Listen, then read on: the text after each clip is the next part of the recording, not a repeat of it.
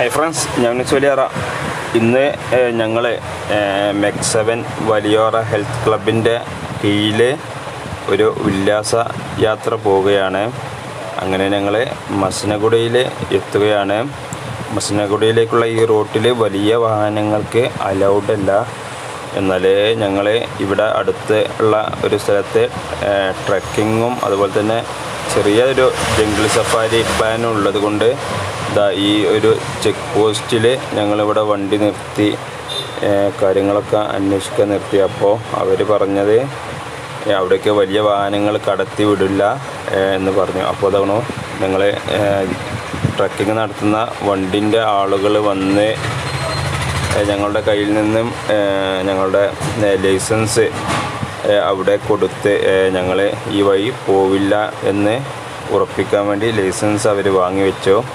ഈ റൂട്ടിൽ വലിയ വാഹനങ്ങൾക്ക് പ്രവേശനമില്ല. ഇതാണ് മസനഗുഡി വഴി ഊട്ടിയിലേക്ക് പോകുന്ന വഴി. അപ്പോൾ ഞങ്ങൾ പോകേണ്ട വഴിയിൽ പാസിൻ്റെ ചെക്കിംഗ് ഒക്കെ ആണ് കാണുന്നുണ്ട്. അങ്ങനെ ആ ചെക്ക് പോസ്റ്റിൽ നിന്ന് കുറച്ച് ദൂരെ പോയാൽ ട്രക്കിംഗ് നടത്തുന്ന സ്ഥലത്താണിത്. ഇവിടെ കുറേ ടാക്സി ജീപ്പുകളാണ് ട്രക്കിംഗ് നടത്തുന്നത്. വലിയ വാഹനങ്ങൾക്ക് ഇവിടുന്ന് അങ്ങോട്ടുള്ള പെർമിഷൻ ഇല്ല. ഇതിനുള്ളിലേക്ക് തന്നെ പെർമിഷൻ ഇല്ല. ഞങ്ങളുടെ ഡ്രൈവറുടെ ലൈസൻസ് അവിടെ ചെക്ക് പോസ്റ്റിൽ കൊടുത്ത് ഇതുവഴി മസനഗുഡി വഴി ഊട്ടിയിലേക്ക് പോവില്ല എന്ന് ഉറപ്പിച്ചതിന് ശേഷമാണ് ഇങ്ങോട്ട് ഞങ്ങളെ കടത്തി വിട്ടത്. അങ്ങനെ അവിടെയുള്ള വിശാലമായ പാർക്കിംഗ് ഏരിയയിൽ വണ്ടി എത്തുകയാണ്. ഇവിടെ കുറേ ജീപ്പുകളുണ്ട് കേട്ടോ. ഈ ട്രക്കിങ്ങിന് ആയിട്ട് ട്രക്കിംഗ് എന്ന് പറയുന്നത് ഒരു കുന്നുണ്ട്, അതിൻ്റെ മുകളിലേക്ക് ഓഫ് റൈഡ് ട്രക്കിങ്ങും, അതിൻ്റെ മുകളിൽ ഒരു അമ്പലമുണ്ട്.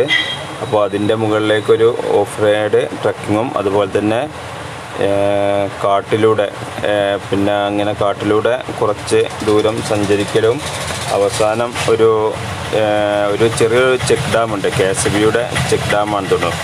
അവിടെ ഒരു വ്യൂ കാണുക എന്നതാണ് ഈ ഒരു ട്രക്കിങ്ങിൻ്റെ പ്ലാന്.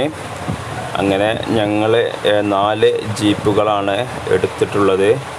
4 ജീപ്പുകളിൽ 8 പേര് വീതം 34 പേരാണ് ഈ ഒരു യാത്രയിൽ ഞങ്ങൾ പോകുന്നത്.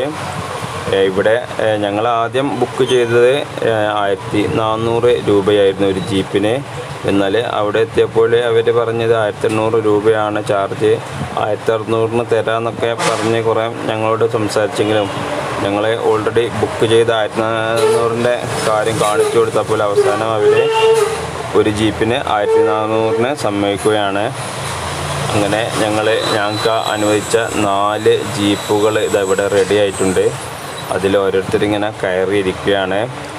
ഞങ്ങളവിടെ എത്തിയപ്പോൾ കാര്യമായ മഴയൊന്നും ഇല്ലായിരുന്നു. എന്നാൽ മഴക്കാറ് ഉണ്ടായപ്പോൾ വേഗം യാത്ര തുടരണമെന്ന്, അല്ലെങ്കിൽ അവിടെ അടക്കുമെന്നൊക്കെ പറഞ്ഞ് നമ്മളെ ഒന്ന് സ്പീഡാക്കി ഞങ്ങൾ യാത്ര തുടർന്നു.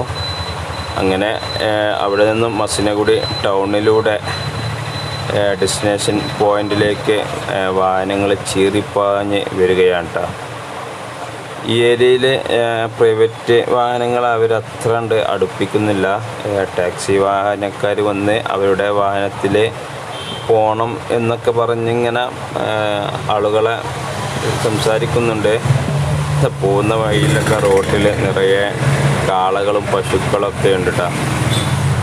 അങ്ങനെ ഞങ്ങൾ കുറേ ഇങ്ങനെ സഞ്ചരിച്ച് അവസാനം റോഡിൽ നിന്നും മാറി ട്രക്കിങ് തുടങ്ങുകയാണ്. നല്ല റോഡാണ് കേട്ടോ. വീതി കുറവാണെങ്കിലും 1 വേ ടൈപ്പ് റോഡാണെങ്കിലും നല്ല റോഡാണ്. അതിന് ശേഷം റോഡിൽ നിന്നും മാറി ആ കുന്നിൻ്റെ മുകളിലേക്ക് കയറി പോവുകയാണ്.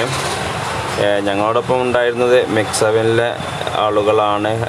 അവരൊക്കെ കുറച്ച് പ്രായമായവരും ഒക്കെയായിരുന്നു. അവർക്കൊക്കെ ഈ ഒരു ട്രക്കിങ് എന്തായാലും നല്ല രസമുള്ള ഒരു അനുഭവമാണ് സമ്മാനിച്ചത്. അങ്ങനെ ഞങ്ങൾ കുറേ ഓഫ് റോഡിലൂടെ സഞ്ചരിച്ച് അവസാനം ആ കുന്നിൻ്റെ ഏറ്റവും മുകളിലെത്തി. കാണുന്നതാണ് ആ അമ്പലം. ഈ കുന്നിൻ്റെ മുകളിൽ നിന്ന് നോക്കിയാൽ താഴ്ഭാഗത്തെ ഉള്ള വ്യൂ നല്ല പോലെ നമുക്ക് കാണാൻ കഴിയും. ഇത് എന്ത് ടൈപ്പ് അമ്പലമാണെന്ന് നമുക്കറിയില്ല കേട്ടോ.